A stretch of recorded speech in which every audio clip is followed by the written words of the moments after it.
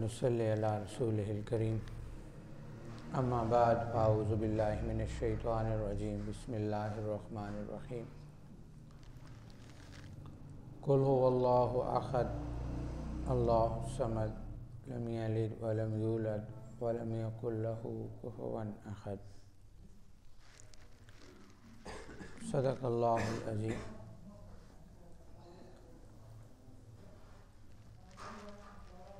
لباس خضر میں گھومتے ہیں ہزاروں راہزن بھی، اگر دنیا میں رہنا ہے تو کچھ پہچان پیدا کر۔ واجب الاحترام دوستو، بھائیوں اور عزیز ساتھیوں،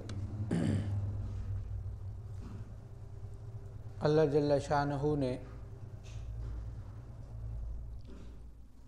ہمیں اس دنیا میں پیدا فرمایا، یہ اللہ کا فضل ہے۔ اور پھر جو اللہ نے پیدا کرنے کے بعد جو سب سے بڑا فضل ہم پہ فرمایا وہ ہے کہ ہمیں مسلمانوں کے گھر مسلمان پیدا کیا، اور ہم اب تک مسلمان ہیں، یہ بھی اللہ کا فضل ہے۔ نیکی کے کام کی توفیق بھی اللہ کی طرف سے ہے، اور گناہ سے بچنے کی طاقت بھی اللہ کی طرف سے ہے۔ فرمایا کہ جب کسی انسان کی طرف اللہ رحمت کی نگاہ سے دیکھتے ہیں تو اسے دین کی سمجھ عطا فرماتے ہیں۔ جو انسان کے لیے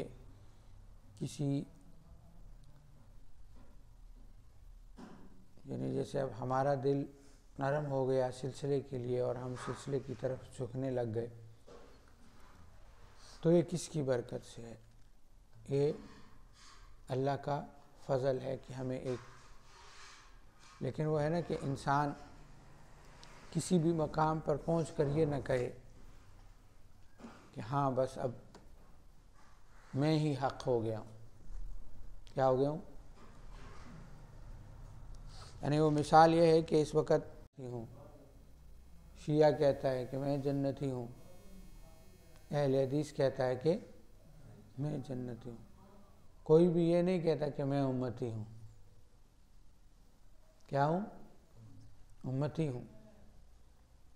اس وقت بننے کی ضرورت کیا ہے؟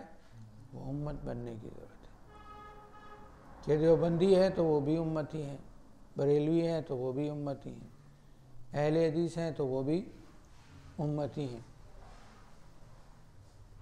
اور شیعہ ہیں تو وہ بھی امتی ہیں۔ لیکن فرمایا کہ جو شیعہ جس کو ہم آج کل کا شیعہ کہتے ہیں، یہ شیعہ نہیں ہے۔ انہوں نے شیعہ کے اوپر اپنا لبادہ اوڑھ لیا ہے، شیعہ والا لبادہ والا نام لے لیا ہے۔ فرمایا آسان سی تعریف یہ ہے کہ ہم لوگ نا ٹھیکیدار بن گئے۔ ہم لوگ کیا بن گئے؟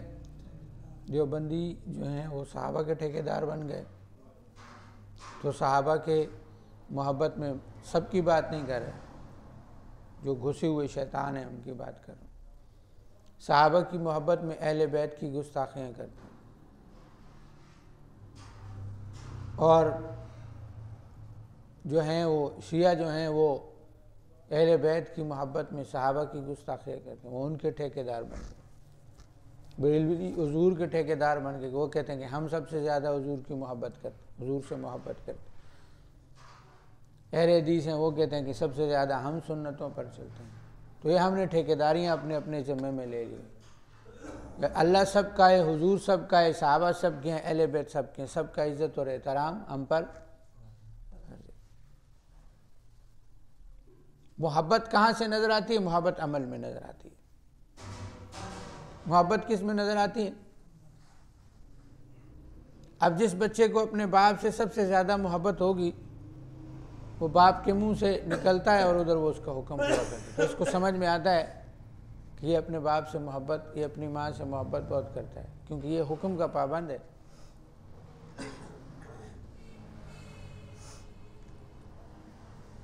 اور یہ کہتا ہے میں منہ سے کہتا رہتا ہے میں تے اپنے پیو نال بہت محبت کرنا جی.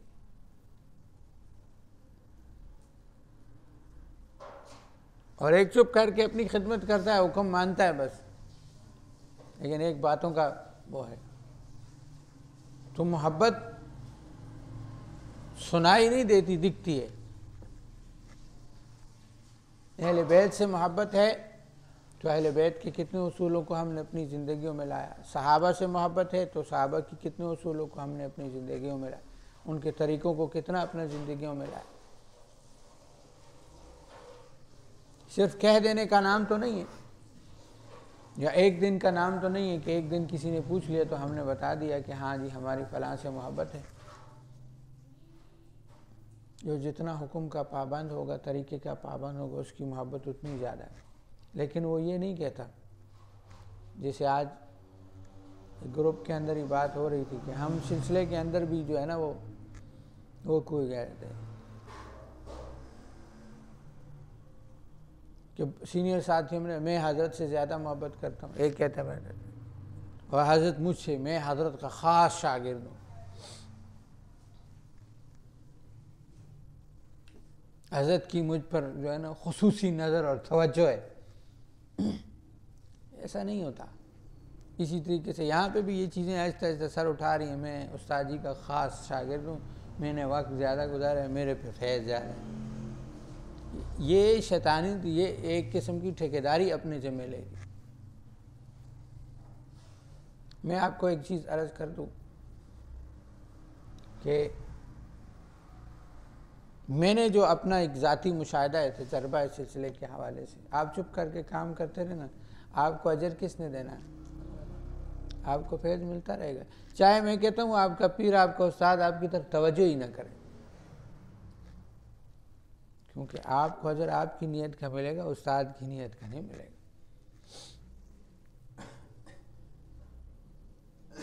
گا. کل رات بھی ہم مدر جی کے پاس بیٹھے تھے تو یہی باتیں چل رہی تھیں. فرمایا دوسرے آتے تھے تو حضرت ان کی طرف خصوصی توجہ دیتے اور مجھے رگڑا دیتے تھے. مجھے رگڑوں کے بعد خلافت دی, ان کو ایسے ہی دے دیے سب کو.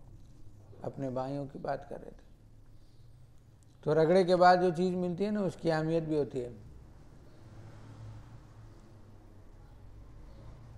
شروع میں انسان کو پتہ نہیں چلتا. اشرف علی تھانوی رحمۃ اللہ علیہ فرماتے ہیں نا, 25 سال بعد جا کے مجھے اندازہ ہوا کہ میرے شیخ نے مجھے کیا دیا. ہم لوگ اس جگہ مجھے پتہ چل جائے میرا درجہ کون سا ہے. اگر حضرت کا غوث الفرد ہے تو میں کون سے درجے میں پہنچ گیا ہوں, ولایت کا میرا کون سا مقام ہو گیا. میری اپنی تو یہ بات ہے, ولایت تو ولی نہیں بنو, انسان بنو بس. ولی اللہ بنائے گا. ولی کون بنائے گا؟ جب اس نے بنانا ہے تو اس نے کسی سے پوچھنا نہیں. ہمارا کام ہے ہم چپ کر کے جتنی خدمت کر سکیں اتنی خدمت کریں, دوسری کی خدمت پر اعتراض نہ کیا کریں. وہ اتنی کر رہا ہے, وہ ایسے کیوں ہے, وہ اس طرح سے کیوں ہے, اس طرح سے کیوں ہے. جو خدمت کر سکتے ہو. خاص کر ہمارے پرانے ساتھیوں میں یہ چیزیں پیدا ہو جاتی ہیں کہ جی اب وہ قریبیں لگنے لگے پڑے گا, اب وہ جناب. یہ الحمدللہ سلسلے کے فیض کی برکت ہے کہ رستے میں میں جو چیزیں اس کو سمجھا کے جا رہا تھا آگے وہی چیزیں حضرت نے فرمائی ہیں. سینئر ساتھیوں کے حوالے سے وہی چیزیں حضرت نے بیان فرمائی. تو اس میں کسی چکر میں نہیں پڑیں کہ کوئی سینئر ہے اس کا حق ہے, اور جونیئر ہے اس کا حق ہے. یہاں سینئر جونیئر کی بات نہیں ہے. آپ اپنے اس چیز کو, جو سینئر ہیں وہ یہ سوچیں کہ میں پہلے دن جب آیا تھا تو میں کتنا ہو گیا کہ میں تو پھنسا ہوا ہوں, میں تو پریشان ہوں, میرے تو یہ مسئلے ہیں, میرے تو وہ مسئلے ہیں, میرا کیسے معاملات حل ہوں. میں بارہا یہ جملہ عرض کرتا ہوتا ہوں کہ جب حضرت اٹک تشریف لائے تھے تو جو حضرت نے فرمایا تھا کہ جب کچھ نہیں ہوتا تو سارے عاجز ہوتے ہیں, جب ملتا ہے پتہ تب چلتا ہے. انسان ہے نا, انسان کے جو ہے وہ یقین کی لیول اوپر نیچے ہوتا رہتا ہے. جب نہیں کر سکتے تو مت کرو, لیکن دوسروں کو مت کہو ٹھیکیدار مت بڑھو, میں بہت مخلص ہوں. یہ جملہ کہو، سب مخلص ہیں، سب عاشق ہیں، سب کی محبت ہے، بس انسان ہے، کمزور ہے۔ ورنہ ایک سوال انسان کو اتنا مہنگا پڑتا ہے کہ جتنا انسان اوپر جاتا ہے نا اتنا غلطیوں کے اوپر جلدی پکڑا جاتا ہے۔ وہ ایک تھا نا بندے کا واقعہ، وہ 4 مہینے میں چل رہا تھا، اس کے وہ پیسے ختم ہو گئے۔ کیا ختم ہو گئے؟ پیسے ختم ہو گئے۔ تو وہ بیٹھ گیا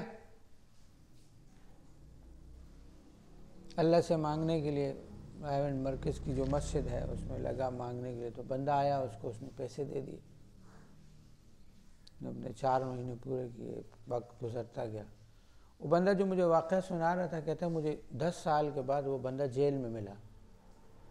کہاں ملا؟ اور چوری کے کیس میں پکڑا ہوا تھا۔ کس کیس میں؟ جس کی 10 سال پہلے حالت یہ تھی کہ اس کے پاس پیسے ختم ہو گئے، تو اس نے اسباب کو نہیں دیکھا، اللہ کو دیکھا اور اللہ سے مانگے، اور اللہ نے سبب کے ذریعے تو آئے لیکن اس نے کوئی محنت نہیں کی، دعا کے ذریعے سے اللہ نے اسے گھر میں دے دی۔ لیکن وہی بندہ 10 سال بعد اس کا یقین اتنا کمزور ہو گیا کہ اللہ پتہ نہیں دے گا یا نہیں دے گا، اس نے چوری کر لی۔ انسان ہے۔ مسئلہ یہ نہیں ہے ہم لوگ اعمال مانگتے ہیں اس چیز کے لیے، اس چیز کے لیے، فلاں کے لیے، اعمال ٹھیک کریں لیکن اللہ سے مانگنا۔ یعنی پچھلے دنوں ہمارا جو کلپ وائرل ہوا ابراہیم حضرت کے حوالے سے، جو ٹھیک ہے کہ وہ ایک بادشاہ تھا نا، بادشاہ، اس کے پاس ایک بندہ آیا تو اس نے کہا میں بہت قرضدار ہوں، پریشان ہوں، میرے پاس پیسے نہیں ہیں، میری کچھ مدد فرما دیں۔ کیا کر دیں؟ مدد فرما۔ تو جو وزیر تھا نا اس نے بادشاہ کے کان میں کہا یہ حافظ ہے۔ کیا ہے؟ حافظ ہے۔ انہوں نے کہا تو حافظ ہے پھر میرے سے مانگنے آیا؟ حافظ ہو کر تو مجھ سے مانگنے آئے؟ میں نے کہا اس کو جیل میں ڈال دو اور اس کے پاس ایک پتھر رکھ دو، اور اسے کہا کہ یہ تجھے میں ابھی جیل میں ڈال رہا ہوں، صبح تک یہ پتھر اگر سونے کا نہ ہوا نا میں تیری گردن اڑا دوں۔ میں کیا کروں گا؟ تیری گردن اڑا دوں۔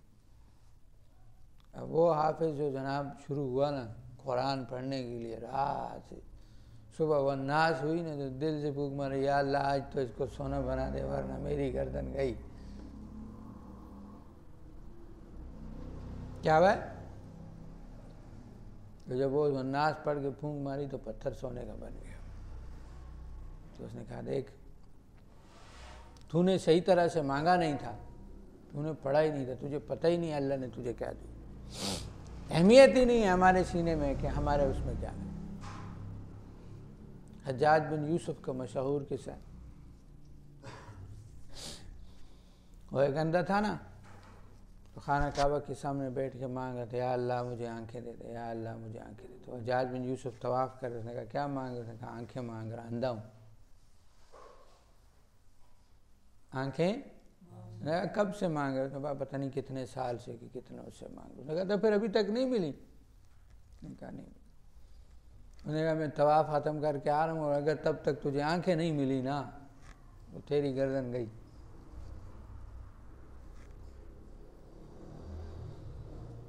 اور جب اس کا ختم ہوا وہ طواف کر کے آیا تو آگے وہ اندھا دیکھنے والا ہوا تو کہا تو نے اب تک اللہ سے مانگا ہی نہیں، یقین ہی نہیں ہے نا کہ اللہ سے ہوگا اور اللہ مجھے دے گا۔ اور میں بار بار اب جیسے کہ نا انسان مانگتا ہے نا، میں آپ کو ایک چھوٹی سی مثال سے چیز عرض کروں، ہمارے مانگنے میں کمی ہے، اللہ کے دینے میں کمی نہیں ہے۔ اس کی مثال کیسے؟ اس کی مثال ایسے ہے کہ آپ نے ابا سے مانگنا ہے اور اللہ سے مانگنا، اماں سے مانگنا اور اللہ سے مانگنا۔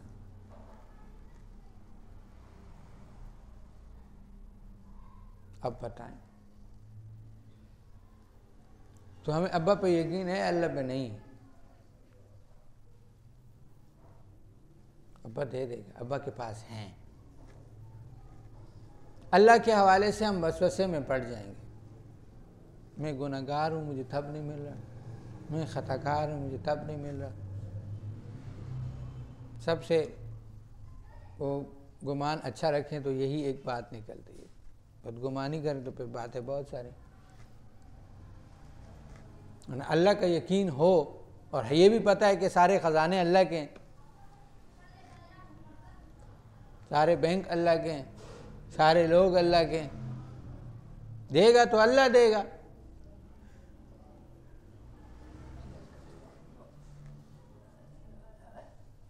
تو مانگنا کس سے ہے؟ صبح شام پیچھے لگ جائیں نا، جیسے چھوٹا بچہ لگ جاتا ہے نا ماں کے پیچھے، چیز لے کے دے گا، چیز لے کے دے گا.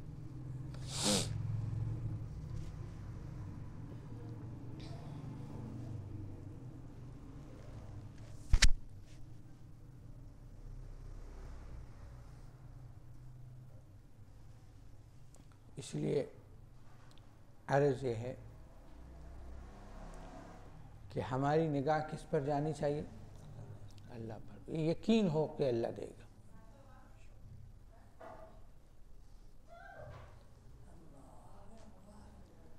مجھے دینے والا اللہ ہے. اور یہ مت دیکھیں، تو جب دینے والا اللہ ہے تو یہ مت دیکھیں کہ کون کیا کر رہا ہے، کون کس طرح سے چل رہا ہے. میرا نظام اللہ کے ساتھ جدا ہے. یہ ہماری خانقاہ ہے، اس میں کتنے لوگ آ رہے ہیں، کتنے لوگ چل رہے ہیں. ہم اپنی خانقاہ کے اندر کتنی محنت کر رہے ہیں. ہم اس کو آباد کرنے کے لیے، اپنے سلسلے کو چلانے کے لیے. پرانا آ رہا ہے نہیں آ رہا ہے اسے چھوڑ دو. لوگ آئیں گے جائیں گے، لوگوں کے آنے اور جانے سے ہمیں کوئی فرق نہیں پڑنا چاہیے.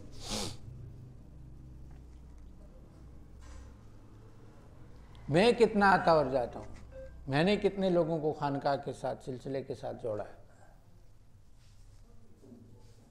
اللہ کا نام لینا ہے، اللہ کا ذکر کرنا ہے اور لوگوں سے اللہ کا ذکر کرانا ہے. لوگوں کو اللہ کے ساتھ جوڑنا ہے. جو لوگوں کو لاتا رہتا ہے یا لوگوں کو بلاتا رہتا ہے وہ خود نہیں کٹتا. جو جماعت کے ساتھ جڑ کے رہتا ہے اللہ اس کو نوازتا ہے. اللہ اس کی، ہمارے بہت سے ساتھی، پرانی بات ہے، اس وقت ابھی فیض نور کے میرے وظیفے کم ہوئے تھے، تو فیصل آباد سے سلسلے کے ایک ساتھی نے مجھے کال کی کہ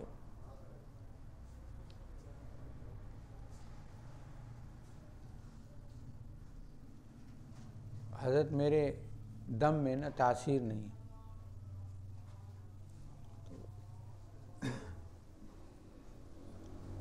تو میں نے کہا شاذلی ہو؟ تو کہتا ہے جی میں شاذلی ہوں. میں شاذلی ہو؟ کہتا ہے جی شاذلی ہوں. میں کتنے وظائف کیے؟ تو کہنے لگا کہ وظائف تو میں نے بڑی فیض النور ختم کر لی ہے، چھوٹی بھی تقریباً ختم ہونے والی ہے. تو میں نے کہا میرے پاس کیا لینے آیا ہے، میرے پاس تو ابھی بڑی کے بھی وظائف رہتے ہیں. جیسے تاثیر نہیں ہے. میں تاثیر تو اللہ ڈالتا ہے، بندہ تھوڑی ڈالتا ہے. شفا تو اللہ دیتا ہے، بندہ تو نہیں دیتا.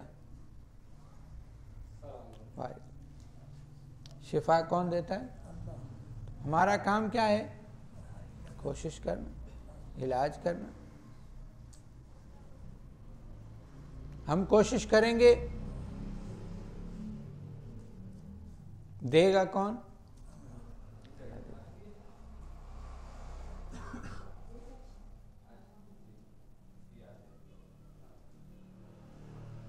اسی لیے ہماری یہ جو خانقاہ ہے،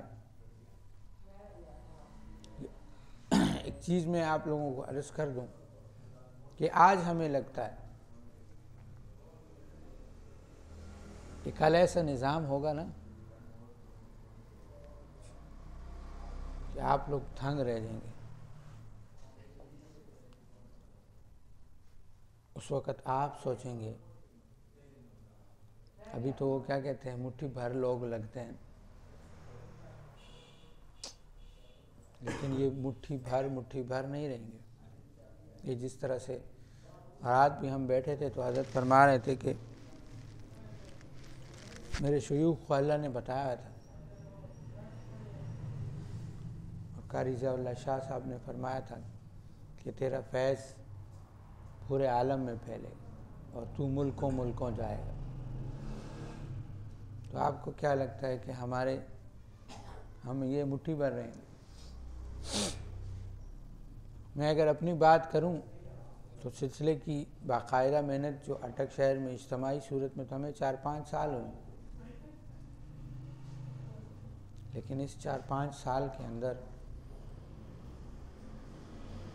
کم از کم، یہ تو رمضان کی وجہ سے چلیں آج ذرا کم ہو جاتی ہے تعداد، ورنہ 50-60 بندے تو ہر جمعہ میں آتے ہیں اور مختلف ہوتے ہیں۔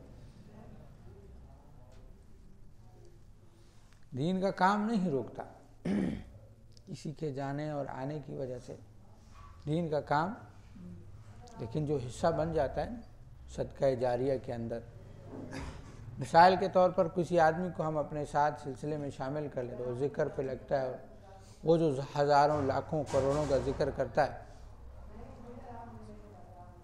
اس کا اجر کس کے کھاتے میں؟ صدقہ جاریہ نہیں، اور وہ آگے اگر لوگوں کو لیتا تو اصل چین والا کام تو یہی ہے کہ گھر میں بیٹھے مقبول کا ثواب انسان کو مل رہا ہوتا، لیکن ہم کیا کہتے ہیں فلانا کیوں جا رہا ہے، اس کے ساتھ کیا مسئلے ہیں، اس کے ساتھ کیا، تو یہ تو ایک زندگی کا وہ کچھ چیزیں نا، ان کو ہم جب جیسے جیسے دین پہ چلتے ہیں نا، تو ہم نے مسئلہ یہ ہے کہ ہم نے دین اور دنیا کو الگ کیا ہوا ہے، کہ ہم نے اگر کاروبار کرنا ہے یا نوکری کرنی ہے تو ہم کہتے ہیں یہ دنیا کی چیز ہے۔ کس نے بولا ہے؟ دنیا میں تو نماز بھی تو دنیا میں ہی پڑھنی ہے، آخرت میں نماز پڑھنی ہے، روزے رکھنے، نماز بھی دنیا میں، دعا بھی دنیا میں، اذکار بھی دنیا میں، آخرت میں تو کامیاب ہو گئے تو مزے، ورنہ تو دین اور دنیا الگ نہیں ہے، بس مسئلہ یہ ہے کہ طریقہ،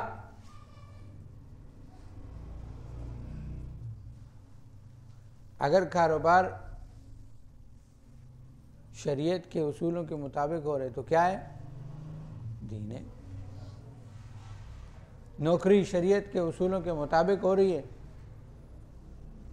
وہ ایک بندہ میرے پاس آیا نا، تو پولیس کا بندہ تھا، کہنے لگا نہیں جی نہیں، جھوٹ کے بغیر کام نہیں ہوتا، رشوت کے بغیر کام نہیں ہوتا۔ میں نے کہا تم کیسے کہہ سکتے ہو نہیں ہوتا؟ ہمارا تو کوئی کام سچ کی وجہ سے رکا نہیں۔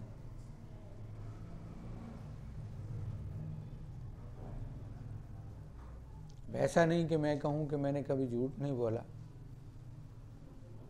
لیکن یہ تو ہم نہیں کہہ سکتے کہ سچ کی وجہ سے ہمارا کام رکا ہو۔ کبھی کبھار مشکل آ جاتی ہے تو کبھی کبھار وہ کیا کہتے ہیں، اللہ چیک بھی تو کرتا ہے نا، چیک بھی ہمیں ہی کراتا ہے، اسے تو پتا ہے۔ اللہ جو ہم کہتے ہیں نا چیک کرتا ہے، تو چیک وہ اللہ ہمیں ہی کراتا ہے کہ تم کہاں کھڑے ہو، خود دیکھ لو۔ ہم جو مخلصی کا رٹا لگا کے بیٹھے نا، میرے سے زیادہ مخلص دنیا میں کوئی نہیں ہے، سلسلے کے لیے میں مخلص ہوں، دین کے لیے میں مخلص ہوں، اسلام کے لیے میں مخلص ہوں، کیونکہ تبھی ہم کہہ رہے ہوتے ہیں نا جی یہ حالات جو ہے نا یہ اس کی وجہ سے خراب ہیں، ساری قوم خراب ہو گئی، گناہگار ہو گئی، میں ٹھیک ہوں، اپنے آپ کو مخلص سمجھ رہے ہوتے ہیں۔ لیکن جب ذرا سے حالات آتے ہیں تو پھر مخلصی جو ہے وہ چنے بیچنی چلی جاتی ہے، یار اب کیا کریں گے، اب تو جھوٹ بولنا پڑے گا، اب تو کچھ نہ کچھ کرنا پڑے گا، تبھی یہ کام ہوگا۔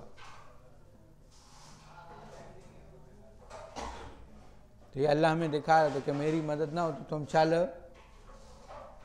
نہیں سکتے۔ یہ اللہ کا فضل ہی ہے کہ ہم یہاں بیٹھے، اس لیے بار بار عرض کی جاتی ہے، وہ حضرت جی فرماتے ہیں نا کہ آپ کے سلسلے میں مشہور شخصیات نہیں ہیں، قابل لوگ نہیں ہیں، تو حضرت جی فرمانے لگے مجھے قابل چاہیے بھی نہیں، مجھے قابل چاہیے ہی نہیں، مجھے چاہیے وہ جو قبول ہوئے، ہمیں قبولیت والے چاہیے، جن کو اللہ قبول کر لے۔ قابل آئیں گے تو وہ خراب کر دیں گے، قبول والے آئیں گے تو وہ لوگوں کا تعلق اللہ سے جوڑیں گے۔ حضرت جی والی بات ہے، تمہارے لیے تو ہمارے وظیفے ہی کافی ہیں۔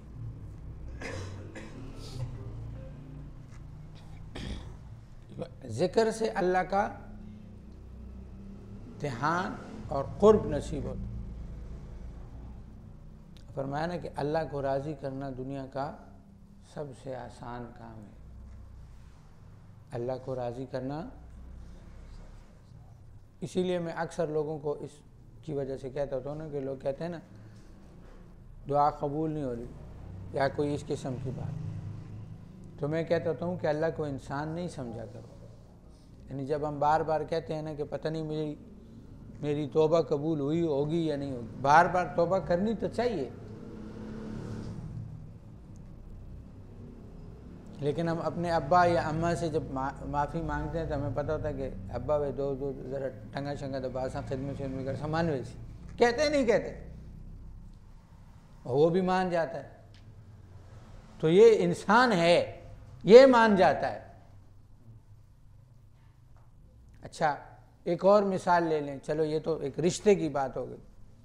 ہم بازار میں بیٹھے ہوتے ہیں، ہوٹل میں بیٹھے ہیں، کسی جگہ پہ بیٹھے ہیں، ایک مانگنے والا آ جاتا ہے، تو کوئی چھوٹا بچہ ایسا ہو یا کوئی اس طرح کا وہ آ جائے تو وہ پکڑ جاتا ہے، بار بار دینا دینا، تو ہمیں پتہ ہے یہ ایکٹر ہے، 2 نمبر ہے، لیکن پھر بھی 2 روپے 5 روپے نکال کے اس کو دے دیتے ہیں۔ دیتے ہیں نہیں دیتے؟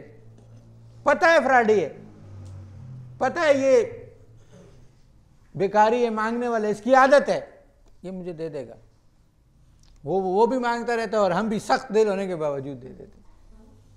اور اللہ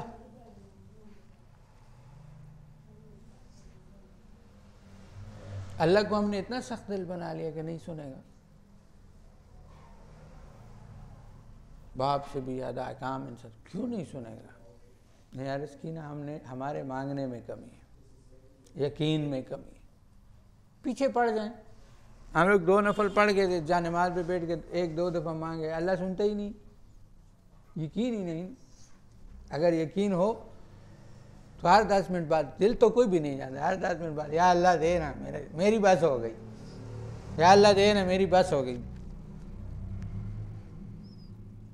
بچہ نہیں یار 5 منٹ بعد جب اس کو نہیں دو نا تو پھر ابھی بھی میں آ رہا تھا، وہ چھوٹی والی میری رو رہی تھی، ابا جی چیز لے رہے ہیں، میں نے کہا میں جا رہا ہوں، وہ بہنیں آتی ہیں تجھے، وہ پورے آدھے گھنٹے سے میں اس کو دیکھ رہا تھا، نوٹ کر رہا تھا، آدھے گھنٹے بعد ہر 5 منٹ بعد ہو، کبھی میرے قریب آئے، کبھی ماں کے قریب جائے، کبھی میرے قریب آئے، کبھی ماں کے قریب جائے، مجھے چیز لے کے دو، مجھے چیز لے کے دو، مجھے چیز لے کے دو۔ ہم کہہ رہے ہیں بہن آئے گی، لے نہیں، مجھے لے کے دو۔ تو ہم ہر 5 منٹ بعد اللہ کی بارگاہ میں کیوں نہیں جا سکتے؟ ہمیں کون روکنے والا ہے؟ کام کر رہے ہو نا بھلے، دل تو اللہ کا ہے، یہ تو کوئی کام نہیں کر رہا، تو اللہ سے لگے رہو، دے دے اللہ دے دے، کیونکہ جب انسان کو یقین ہوگا کو ملے گا کہاں سے؟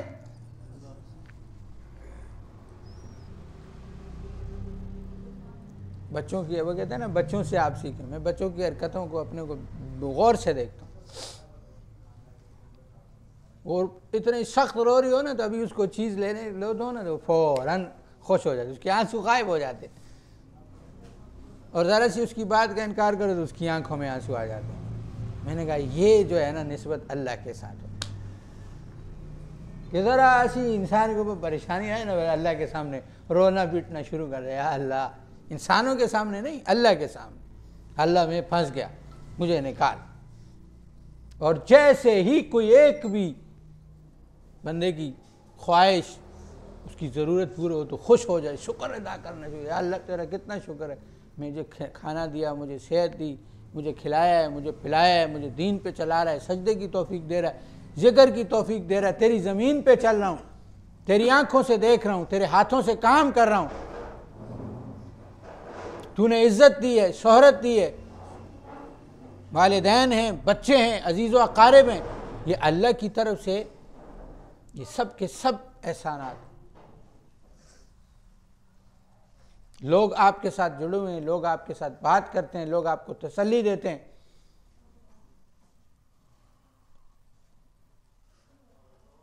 ورنہ دین سے اور اللہ سے جو دور ہیں، تو آج ہم لوگ مثالیں تو دیتے ہیں امریکہ کی اور فلانے ان جگہوں پہ جائیں نا، تو ان کے جو لوگ ہیں وہ لوگ خودکشیاں کریں، دلوں میں سکون نہیں ہے۔ کیونکہ اللہ نے انسان کو بنایا نا، تو انسان کو بنانے کے ساتھ اللہ نے قانون قرآن میں فرما دیا کہ دلوں کا اطمینان میں نے کس میں رکھا ہے؟ ذکر میں رکھا ہے۔ دل ذکر سے خالی ہوگا، وہ ہماری فضائل اعمال ہے نا، فضائل ذکر میں کیا لکھا ہو؟ وہ ایک بزرگ تھے، تو ان پر اللہ نے انہوں نے کہا کہ اللہ مجھے دل کا حال سنا کہ اس کے دل کے اوپر جو شیطان بیٹھا تو یہ وسوسہ کیسے ڈالتا ہے۔ تو اللہ نے کھول دیا، تو انہوں نے دیکھا کہ یہ مچھر کی طرح جس کی سونڈ لمبی ہے، جیسے ہی دل کو ذکر سے خالی پاتا ہے اس میں وسوسہ ڈالنا شروع کر دیتا ہے، اور جیسے ہی دل ذکر اللہ اللہ کرتا ہے تو وہ پھر وہ جسے کہتے ہیں نا جیسے کرنٹ لگتا ہے اس کو، وہ پیچھے ہو جاتا ہے۔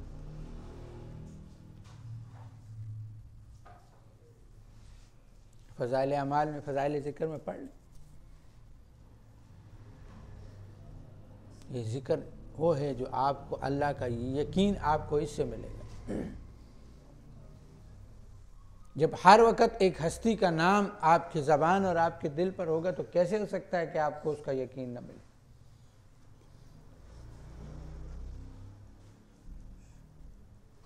تو اس لیے جو ہے وہ ذکر خود بھی کریں اور دوسروں کو بھی ذکر پر لگائیں۔ جتنے لوگ اللہ اللہ کرنے والے آپ شامل کریں گے اتنا ہی اللہ کا قرب آپ کو بھی حاصل ہوگا۔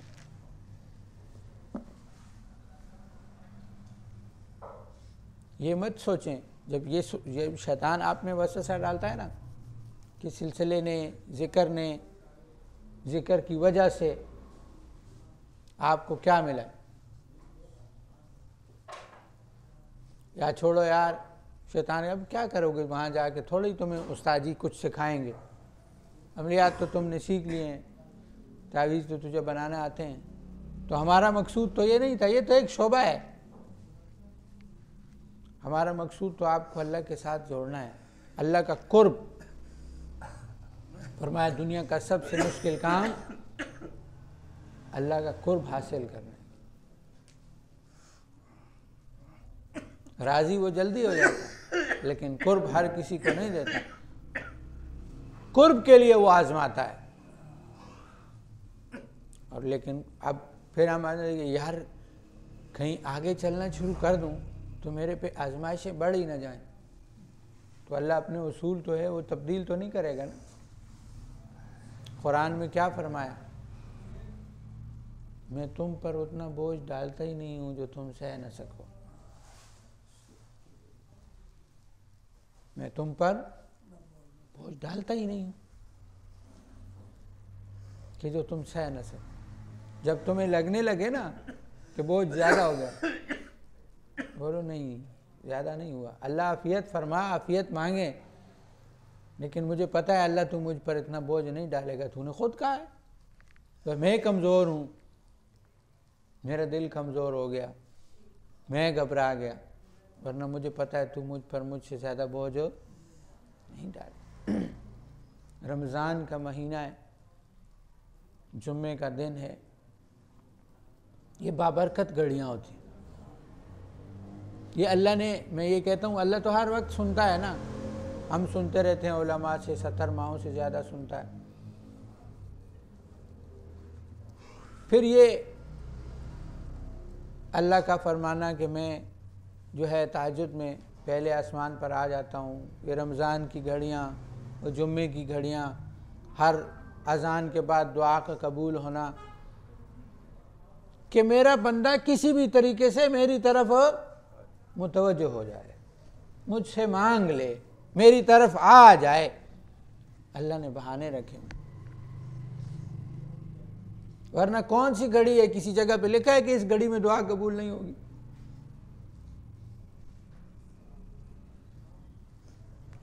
اللہ نے کہیں بتایا ہے کہ یہ جو وقت ہے اگر تہجد میں نہیں مانگو گے تو تہجد میں مانگو میں تو دوں گا، تو اس کے علاوہ مانگو گے تو نہیں دوں گا؟ فرمائے حضور نے فرمایا وہ دے گا، وہ بار بار تم آؤ تو صحیح،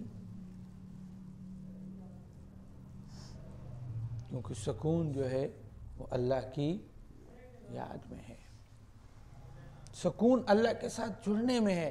اللہ نے، رسول نے، شریعت نے کب آپ کو کہا ہے؟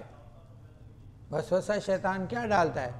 تم دین پر چلو گے تمہیں دنیا چھوڑنی پڑے گی، تم دین پر چلو گے تمہیں دکان چھوڑنی پڑے گی، تم دین پر چلو گے تمہیں کاروبار چھوڑنا پڑے گا، تم دین پر چلو گے تمہیں نوکری چھوڑنی پڑے گی۔ کب کہا ہے اللہ نے؟ کچھ بھی نہیں چھوڑنا ہے، بلکہ اللہ نے، اللہ کے حبیب نے فرمایا کہ ایماندار تاجر اللہ کے عرش کے سائے میں ہوگا، یعنی تجارت کرتے ہوئے بھی آپ ولی بن سکتے ہیں، تجارت کرتے ہوئے بھی آپ کامیاب ہو سکتے ہیں۔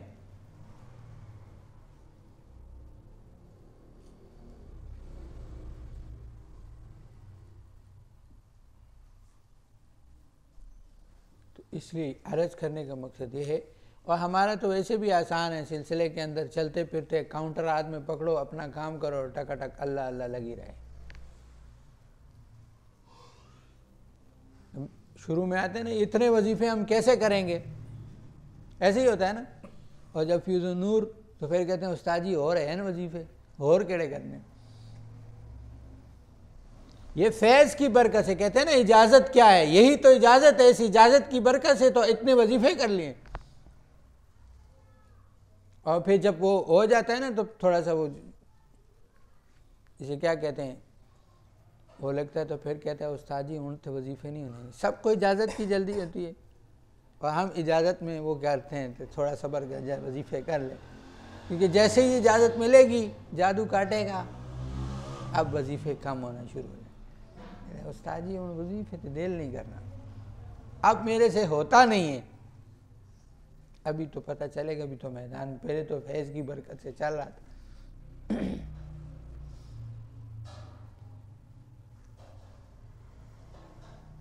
اس لیے پھر یہ بھی بعض ساتھیوں کو یہ بھی سننے میں آتا ہے کہ وہ کہتے ہیں کہ یہ تو نہیں کر سکتا، تو یہ مت کیا کریں، جو ہم نے کر لیا وہ تو نہیں کر سکتا، ایسا کسی جگہ میں بھی نہیں لکھا ہوا، حضرت جی کی یہ تعلیمات نہیں ہیں۔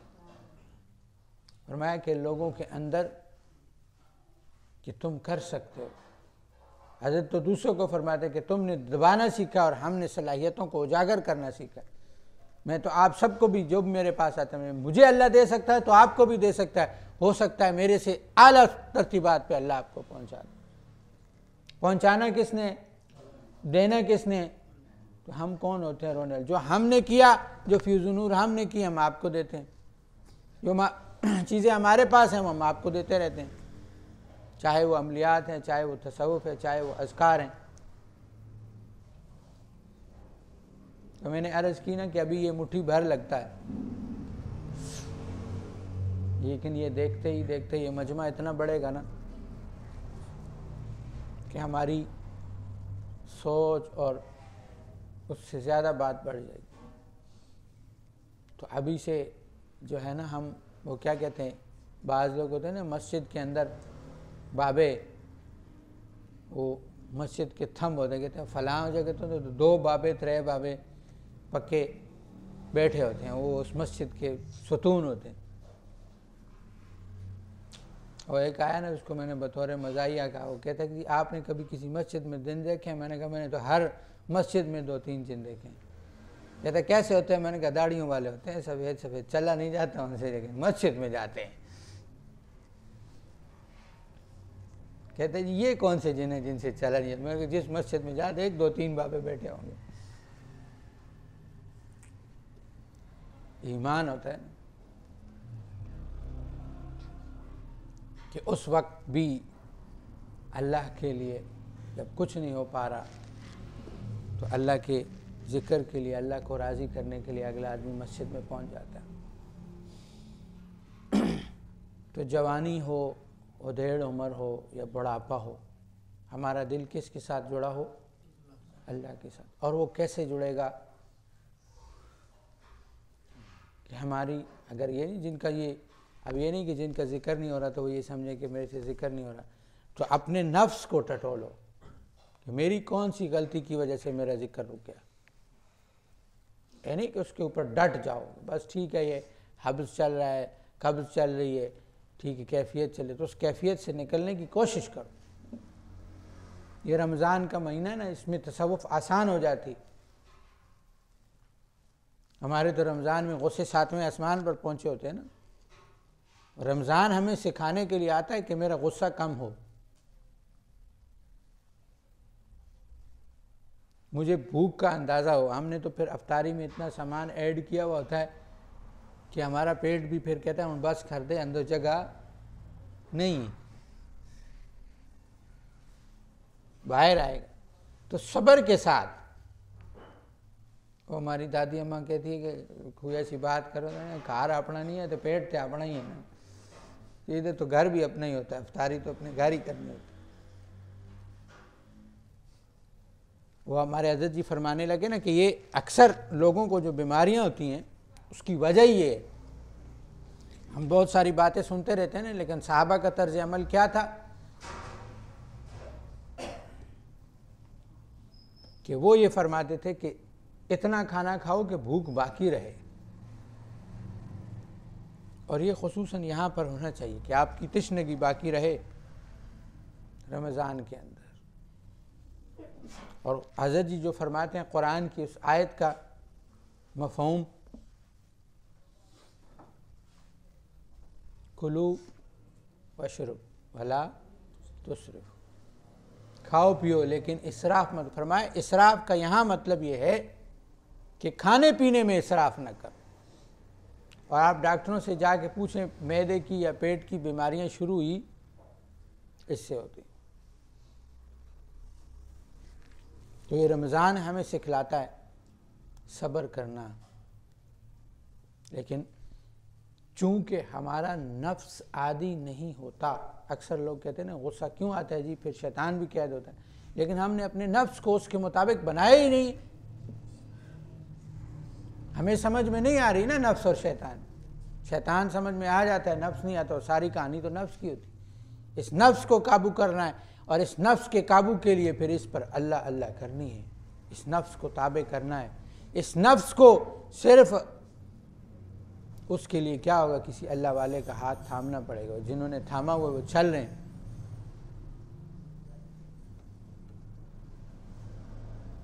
پھر اللہ آپ کے اندر وہ صفات پیدا کرتا ہے۔ روزانہ رات کو محاسبہ کریں اپنا۔ اللہ ہم سب کو عمل کی توفیق عطا فرمائے۔ ٹائم میں تقین الصلاۃ والسلام علی سید الانبیاء والمرسلین۔ یا اللہ تو رحمان ہے، رحیم ہے، کریم ہے۔ یا اللہ تو ہمارے گناہوں کو معاف فرما۔ یا اللہ وہ گناہ جو جان بوجھ کر کیے، وہ گناہ جو انجانے میں کیے، ظاہر کے باطن کے، جان کر انجانے میں، یا اللہ سب گناہوں کو معاف فرما۔ یا اللہ یا اللہ یا اللہ۔ اللہ تو پوری امت مسلمہ سے راضی ہو جا۔ یا اللہ تو پوری امت مسلمہ پر رحم فرما۔ یا اللہ تو پوری امت پر رحم فرما۔ یا اللہ تو اپنے قرب کی تمام منازل کو ہمارے لیے آسان فرما۔ یا اللہ ہم کمزور ہیں، یا اللہ ہم عافیت مانگتے ہیں، یا اللہ عافیت عطا فرما۔ جان کی، مال کی، اولاد کی، اہل و عیال کی، یا اللہ سب کی عافیت عطا فرما۔ یا اللہ جہاں جہاں مسلمان پریشان حال ہیں سب کی پریشانیوں کو دور فرما۔ یا اللہ سب کی مدد اور نصرت فرما۔ جتنے بھائی یہاں بیٹھے ہیں ان کی جو پریشانیاں ان کو دور فرما، ان کی جو حاجات ہیں ان کو پورا فرما۔ یا اللہ تو خصوصی کرم اور رحم والے فیصلے فرما۔ یا اللہ یا اللہ یا اللہ تو اپنا خصوصی کرم فرما۔ یا اللہ تو اپنا خصوصی کرم فرما۔ یا اللہ رمضان کا مہینہ ہے، قبولیت کی گھڑیاں ہیں۔ یا اللہ تو نے فرمایا، تیرے حبیب نے فرمایا افطاری کے وقت میں یا اللہ تو دعاؤں کو قبول کرتا ہے۔ یا اللہ ہماری دعاؤں کو قبول فرما۔ یا اللہ یا اللہ اپنے تک آنے والے جتنے بھی راستے ہیں یا اللہ وہ ہمارے لیے آسان فرما۔ یا اللہ یا اللہ جو راستے تجھ سے دور کریں، تیرے حبیب سے دور کریں، تیرے دین سے دور کریں، یا اللہ وہ راستے ہم پر بند فرما۔ یا اللہ دین پر چلنا، سلسلے پر چلنا ہمارے لیے آسان فرما۔ یا اللہ ہم سب کو دین کے لیے قبول فرما۔ یا اللہ تو ہمیں قبول فرما۔ یا اللہ تو ہمیں قبول فرما۔ اللہ ہماری کمیوں، کوتاہیوں، گناہوں، غلطیوں کی وجہ سے اس کام سے ہمیں محروم نہ کر۔ یا اللہ ہمیں اس کام سے محروم نہ کرنا۔ اللہ ہمیں خود سے دور نہ کرنا۔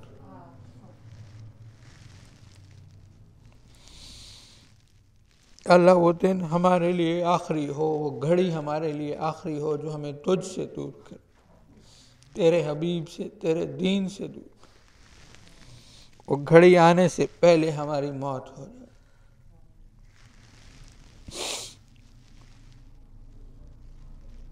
اللہ اپنی محبت، اپنی قربت عطا فرما، عافیت اور آسانی کے ساتھ۔